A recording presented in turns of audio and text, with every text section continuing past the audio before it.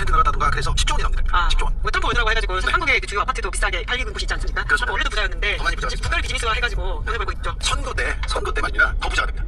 출마한 사람들이 지금 보면 선거 자금 많이 쓰잖아요. 유세차에 정보에 막 프랭카드에 사람들 다 쓰고요. 그런데 선거 끝나면 더 부자가 됩니다. 이거 이상하지요. 지대감인 것 같습니다. 신기하죠. 그리고요 방역단체장은 이렇게 크게 언론에 나가고 이렇게 얘기를 하고 그렇습니다. 국회의원 선거는 그렇게 돈을 많이 쓸 수 없는데 시장 군수 50억 100억씩 들어갑니다. 지방에서. 워낙 단위가 많아가지고 말씀하신 것처럼 여기저기 선거 비즈니스 일할 수 있는 환경이죠. 50억 100억씩 들어갑니다. 그거 다 빼갑니다.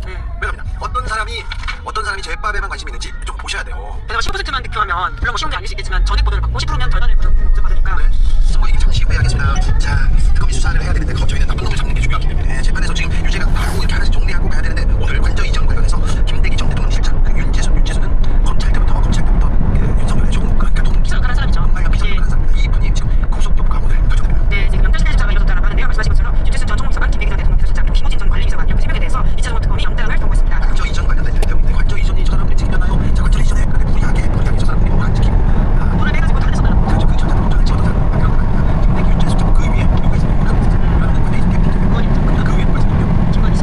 김건희 전에 전국 백지원하고 관진이 있습니다. 전국 관진. 예. 석재호.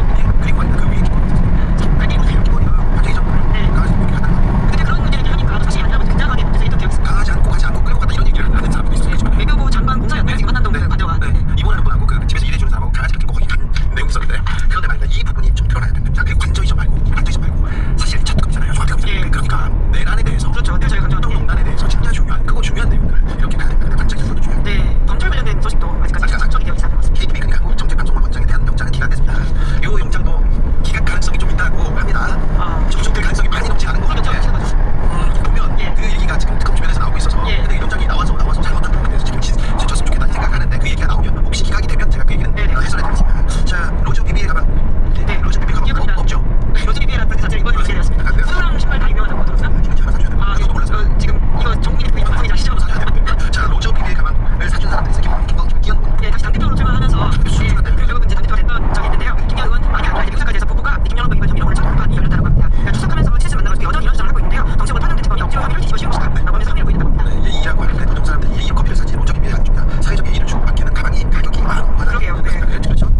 자, 실제로 보낼 수가 없으니까 그런 사회적 예의라고 하는 이야기로 빠져나가려고 100만 원 하는데 훨씬 넘습니다. 이거 어찌 볼지 판사님들 어떻게 볼지 자 지켜보겠습니다. 자, 홍장원 전 국정원장 오늘 특검에 출석했습니다. 피의자십니다. 네, 맞습니다. 지난 4월에 2차 정보특검이 국정을 압수수색한 바가 있는데요. 여기서 발견된 게 이른바 비상계엄 정당성을 해외 설명하는 대외 설명자료라고 하는 걸 가져왔다고 합니다. 이와 관련해서는 CIA에다가 비상계엄의 정당성을 설명하는 역할을 홍 전 차장이 좀 관여되어 있다라고 보고 지금 피의자로 소환했다고 하는 것인데 홍 전 차장은 관련해서 혐의를 부인하고 있는 상황입니다. 자, 그런데 말입니다. 자, 내란 터지고 나서 내란에 대해서 해외 그리고 다른 사람들한테 설명하는 과정이었어요. 그 과정에서 있었던 일 그런 사실들이 나와서 홍장원도 피의자로 출석했는데요. 내란 때 있었던 일도 내란 때 국정원이 뭘 했는지 알고 싶습니다. 네, 중요한 부분이죠. 예, 그런데 개혁 이후에 있었던 일에 대한 부분이다 보니까 여러모로 좀 감론을박인 수사이긴 합니다. 그래서 내란 때 국정원은 어떤 역할을 했는지 검찰이 어떤 역할을 했는지 가장 중요하고요. 그 다음에 대통령실 어떤 역할을 했는지 그리고 제일 중요한 거 김건희 그 얘기 저희가 계속합니다.